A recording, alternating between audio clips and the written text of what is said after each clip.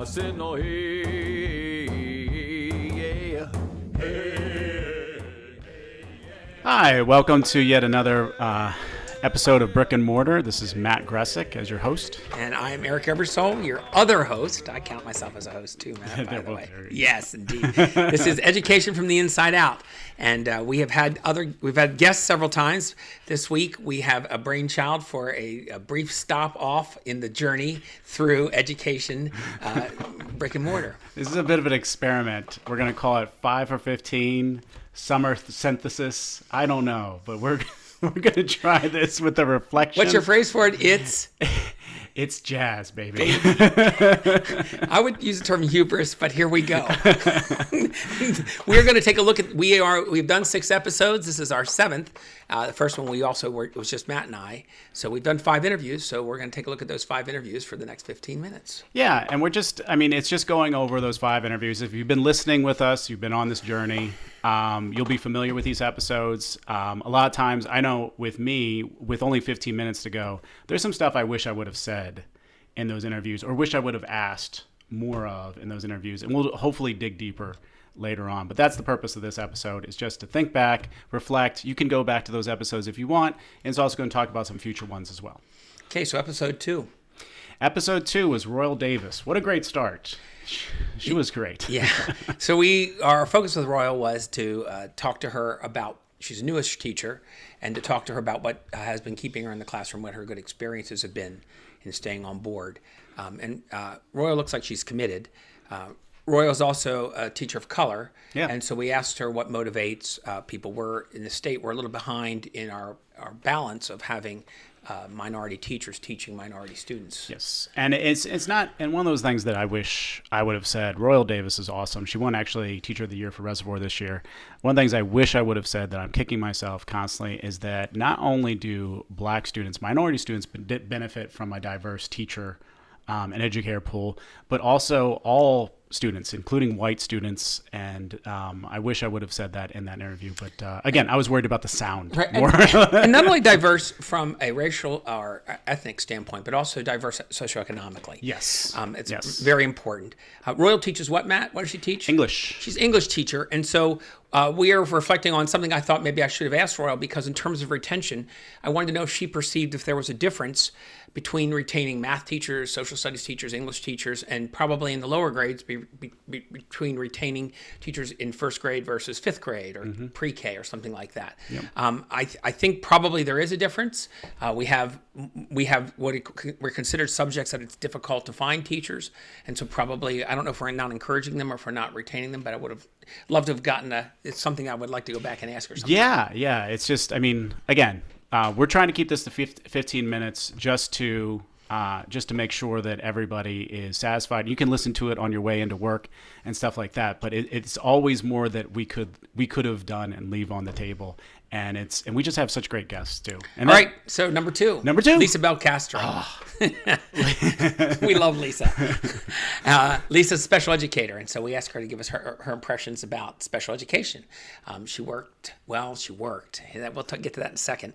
In Prince George's County. Yeah, and she, just what a passionate educator, and I loved her story of being a special educator, being a special ed student herself, and then ultimately being a special educator. It was just so great. She was great in a different way from Royal, and it was really cool. She falls in the category now, though, as another great educator who falls out of the classroom, that we lose. We'll be doing an episode on this soon. One of our coming episodes is going to take someone, Eric Ludke, who was a teacher and now is a serious policymaker in the state. He works as a legislative director for Governor Moore. Mm-hmm. But she also has, since we interviewed her, been appointed to be Maryland Department of Disabilities Deputy Secretary, which is great, because you got a teacher who knows about things, and especially special ed, but now she's not teaching kids anymore. Yeah, and I know there's kids. That's sad. Yeah, that's sad for all of us. We're gonna miss her there, and we'll appreciate her. Yeah, even though she'll be making great decisions that'll help out everybody and kids in the long run. And I've always contended, from my position as a delegate, having been a teacher, that I have an insight on how policy will be perceived and received in a classroom by students and by teachers and even by parents. Yeah. Whether or not the policy is really reasonable, or if it's just sort of a pie in the sky idea that won't really land well. And we go both directions, and I know she will, and I know that those of us who have taught and are in these positions do that as much as we can. Mm-hmm. All right, so the next episode that we did was on President Boast, which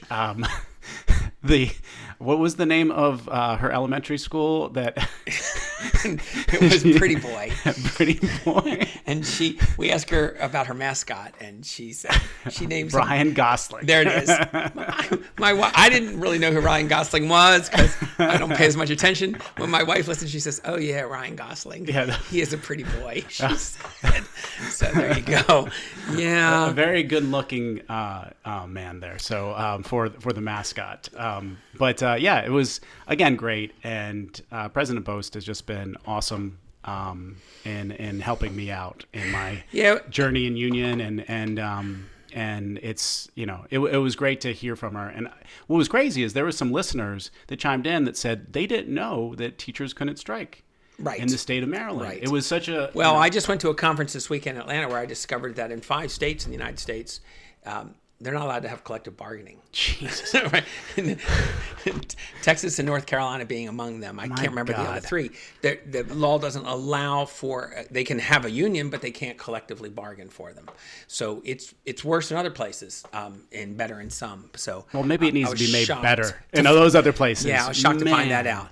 And, now we're 3 for 3 on this because Cheryl Boast also springs from the classroom. Yep. Only 2 of the 3 are still in the classroom. Royal is the only one. Yeah. Cheryl has moved on. And had I had a question to ask her, it would have been, what's next for you? You can't be MSEA president forever. And so I would have wanted to know what she's thinking about doing next. I would love to hear the answer. Well, I think I'll go back and teach. Yeah. But that's a very difficult thing to do. I feel that way. People ask me if I want to go back to teaching someday. And it's like being I hate to use sports reference, it's like being a quarterback. Once you get out of the game, getting back in it's going to be a different game. Yeah. And I don't know, that would require a lot of retraining. I don't think I or any of these people can just drop back in. And it's a lot because you stay with the rhythm of the kids in the classroom, and it's it's every year I have the same dream that I have a nightmare that I'm coming to school unprepared and everything's going to go wrong. Right. When really I care a lot about those things. It's turned around for me since I've been out of the classroom. I've had dreams of being in the classroom and kicking butt. Everything going great. I am just great. I am killing it. The administration's like, where did you come from? And I've been around forever. Kids carry you out on their shoulders. Right, exactly. Dr. Math. Exactly. Yes, Dr. Math. That would be me for sure. But I wish I would put her on the spot, but I'm curious where Cheryl Boast will land next. Yeah. And the next one we had was not an educator. Right. This one's low and outside. Yeah. This is strike zone on this one. But it's Dawn Glutke, Councilwoman Dawn Glutke. Again, she had been elected, but she had not assumed her seat as councilwoman yet when we talked to her. Yeah, it was, it was, and again, the pugilistic polymath. I had to look that one up after the episode. I did. I was like, I know what pugilistic means. Polymath? I'm not University of Pennsylvania. Yeah, that's pugilistic polymaths. Fits the studios and everything just perfectly for me. We're Ivy League, So. But a very sombering, interview on school safety. And it's one of those things that I've been inspired for doing. I had a student in class who we were doing a Socratic seminar, which is a basic discussion on this song about World War I. And one of the lines was, "A whole generation butchered and damned." And it brought up, and the student said, "You know what? We feel like that." With gun violence, and it's one of those things that it should be like urgency is now. I'm tired of the sympathy. I'm tired of the condolences. We need to do something on it, and I'm so happy that we have great, intelligent people like Dawn working on it in the state of Maryland. Yep, and Dawn served as a counselor for the Maryland Center for School Safety, which does a lot of things about school safety, not just, I know that what gets the attention is school shootings, and they are terrible, but it also talks about bullying and all sorts of protected classes that are in trouble because kids pick on them. I remember in her interview, she asked kids to raise their hands if they'd ever been bullied, and most all of them raised their hands, or they did it actually on a computer so they didn't have to self-identify. And then she also said, how many of you bullied somebody? And she said at first the little task bar that moves across and shows what percentage agree was real low, but she just let it sit for a minute. And the number grew and grew. Kids realized that violence begets violence. Anger begets anger. And we're doing what we can to tamp it down. There's a lot of things like, discipline. What's it called? I've lost the term. Are you talking about restorative justice? Yes, restorative justice. Just lost the term for a second. And that moves in the right direction on all that. And we talked about it a little bit with her, but she's great. Now she's a councilwoman in Montgomery County doing the good work there. Wishing her all the best. Yes. And if I had asked her a question, knowing she was a councilwoman, because this is an issue, I would have asked her about the interplay in budgets and policy between county councils and boards of ed. Because county councils do the funding here in the state of Maryland, but boards of ed actually have a little control where the funding goes. And there's a point of frustration on that on both sides.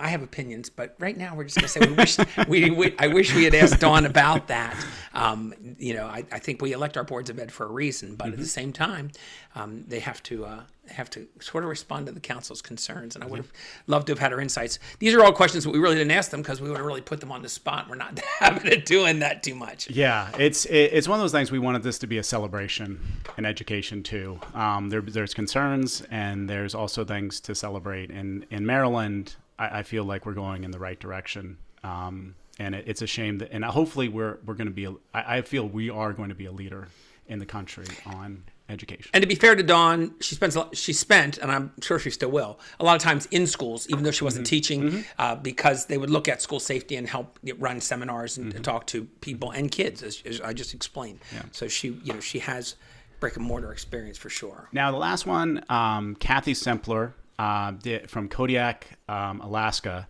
talked about rural education. Still having a hard time saying that. Rural juror. Yeah, still has this hard time saying that word. But I feel like Kathy. What was crazy about Kathy is that she has so much. Like after we were done with the podcast, she opened up about if a barge doesn't come into Kodiak, Alaska, their shelves don't go filled in their grocery store. Right. And she was talking about how much we have in our grocery stores in this area. And it was just, it was one of those, again, one of those conversations that I wish the podcast could have gone longer, because I think it would have been even more richer. Yeah, and she, the question I sort of wished I asked her, we sort of did cover it, is the lack of real understanding between what rural educators do and what they have to deal with, and the lack of real understanding what suburban or urban educators have to do and what they deal with. I mean, I think there are false perceptions about some of it, and sometimes there's things that we don't really understand. I mean, I've always said as an educator that I joke around with elementary school teachers when I see them, I don't know how you do it. And they look at me and they say, I don't know how you do it. We don't really, we really are experts at our own things, but we really don't fully understand. I mean, I reduce being an elementary school teacher to, having tissues and wiping noses. Yeah. How do you do that? And they say, how do you hold down those big bullies? What do you do? And it really, none of those are actually true in a large sense. But I think that lack of understanding, you can also, she sort of helped us to highlight some of those differences. And you actually got one right off the bat there about just food supplies. Yeah. What do you do? And we worry about kids, coming to school without people at home because they're working multiple jobs and things like that, and having lunches prepared for them. Yeah, and there's a similarity there with supplying food and lunches and breakfasts and stuff. Yeah.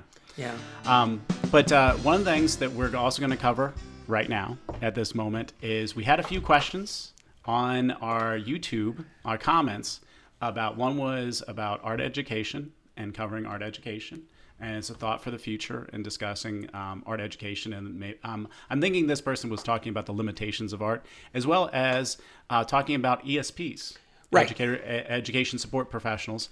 We're going to that's going to be one of our. We have an interview, and we're also going to interview an actual former school board member, so that instead of us telling you how to deal with board members, we're going to tell you what board members have to deal with a little bit, and so we all get a better understanding of that. We're going to look forward to having an interview about that as well. Yeah. And, by the way, you can always make suggestions. We're welcome to take them. Again, this go to the this YouTube particular episode is bereft of the very important phone call. I'm a little sad about that. But we'll get back to those. Don't worry. We have lots of callers out there eager to call in. Yeah. But this is, we want to hear from you. Please go to the YouTube spot where you can leave comments, and you can and we will interact with those comments as well. But this is us at Brick and Mortar. We're trying hard to get you to go back and listen to the first 5 or 6 episodes if you want to. But meanwhile, about every 2 weeks or so, we'll have another episode out for you. Yeah. Take care. All right. Bye.